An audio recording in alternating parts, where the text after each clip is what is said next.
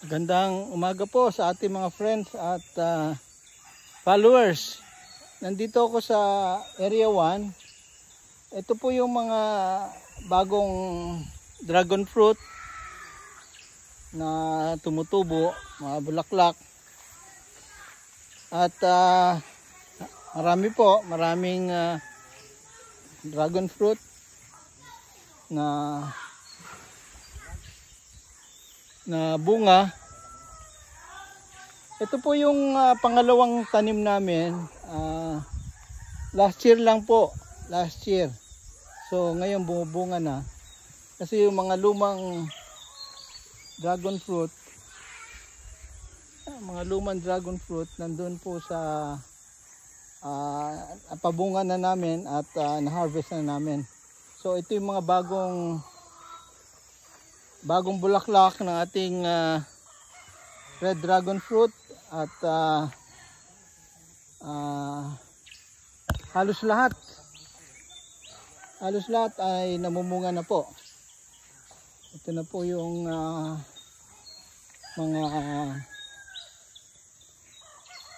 mga bagong bunga ng ating red dragon fruit at magaganda po yung kanyang mga cuttings at mga suloy, matataba na po. So yan po yung ating mga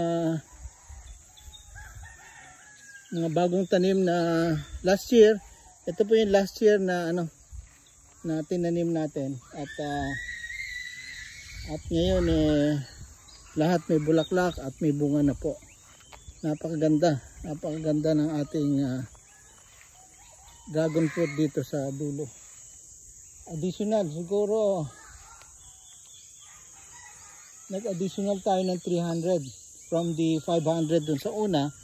So more or less itong lahat na ito ay mga 800 na poste.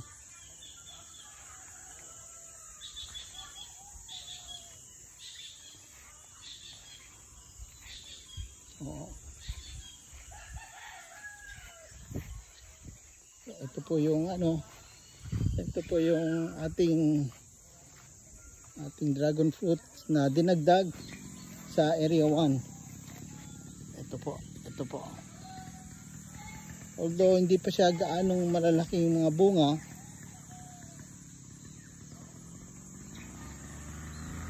pero yung na-harvest po namin ay matatamis na red at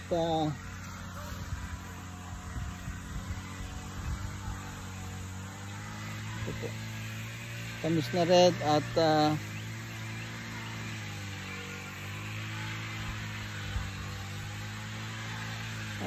later on papakita ko sa inyo yung paggawa ko ng wine at liquor sa ating mga red dragon fruit. Ito po, magaganda po yung kanyang mga bunga at halos lahat na po ay bumubunga na. Napakaganda po ang dragon fruit. Madaling alagaan at madaling i-maintain. Ito po yung ating variety ng dragon fruit.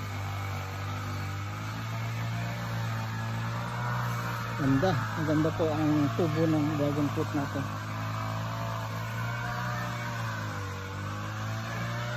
Marami siyang bunga at later on ating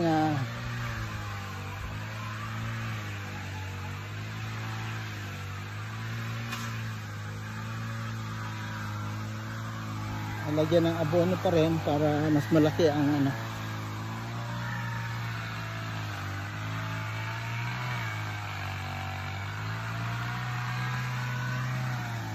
So yan po yung aking report ngayong umaga dito sa Area 1 at masaya ako at ito yung mga bagong additional na tinanim namin na lahat namumunga na po. So So yan po ang aking report ngayong Sabado, May 24, 2025. Happy Saturday sa inyong lahat.